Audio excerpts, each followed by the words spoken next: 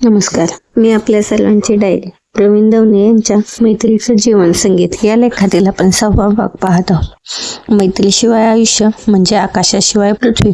कल्पनाच करू शकत नाही अशा जगण्याची. मला एकही मित्र नाही आणि तरीही मी संपूर्ण आनंदी आहे असं म्हणणारी व्यक्ती 3 प्रकारचीच असू शकते. एक तर माणूसपणाचा ओलावाच नसलेली पूर्ण वृक्ष, दुसरी आंतरिक एकाकीपणाला लपवत निराशेलाच आनंदाचा मेकअप करीत दुःखाचा सहज स्वीकार न करणारी, किंवा तिसरी आध्यात्मिक पथावर जीवनाचे एकटेपण डोळसपणे जाणून लौकिक मैत्रीच्या पलीकडे गेलेली. मला वाटतं आपण 3ही प्रकारातले नसो. आपल्याला सुखदुःखाचे आंतरिक कड येतात. अजूनही आपले डोळे एकाकी संध्याकाळी कुणासाठी तरी वाहतात. अजूनही वयाचं ओझं दूर ठेवून आपण आपल्या आंतरिक प्रेम ज्योतीसाठी झुलत असतो. अजूनही आपल्याला निसर्गाचे, संगीताचे, मोहाचे, स्पर्शातल्या गहिऱ्या ओढीचे इंद्रधनुष्य खुणावते. अजूनही आपण चुकतो आणि सावरतोही. अजूनही आपल्याला घरी कुणीतरी आपलं असं अचानक यावंसं वाटतं.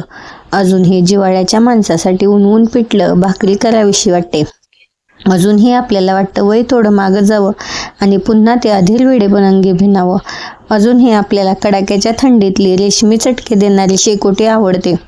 अजूनही कडक उन्हातल्या वाळवंटी वाटेचं चालणं करणारी साथ आवडते. अजूनही धुवाधार पावसाचा सावळा ढग पांघरत चाललेले घाट साथ घालतात. अजूनही देहातल्या विकाराचं समर्थन करणारं तत्वज्ञान आपल्याला आवडून जातं. आणि अजूनही मनाचा मोहसव करणारं, जिण्याचं सार्थक करणारं एक अर्थपूर्ण आयुष्य जगायचं ही तहान ध्यास घेते.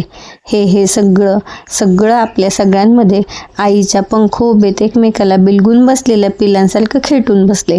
म्हणून तर आपण आहोत आणि हे आपण असणं खूप सुंदर आहे. तुम्हाला हा भाग कसा वाटला नक्की आपल्या डायरीला कळवा.